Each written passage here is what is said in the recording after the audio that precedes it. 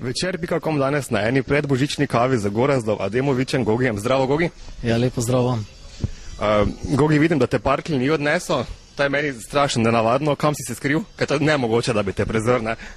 Veš kaj, tak ti povem, doma sem se zaklenil z 2 ključavnicama, ker drugače bi me definitivno odnesli, ne? Ker to leto je bilo bolj tako rock'n'roll leto in nisem bil preveč pridn, ne? Se je tudi parkelj dela napake, očitno, ne? Zdaj, če gremo malo nazaj, tvoj preboj na glasbeno sceno se je zgodil zdaj že pred nekaj leti v eni izmed oddaj, v katerih so iskali mlade talente, pa me zanima, če bi se ti še danes odločil za nekaj takega, ali se ti zdi to, ne vem, pod nivojem? Ne, bi se še verjetno enkrat odločil, no, če bi pač bil popolnoma na začetku, ampak moram reči, da mi je ta idol odprl kar ogromno vrat, tako da bi se verjetno definitivno odločil. Pa se ti zdijo take oddaje sploh še koristne, ali jih je preveč, da bi lahko kdo od njih se prebil, ne vem, iz povprečja?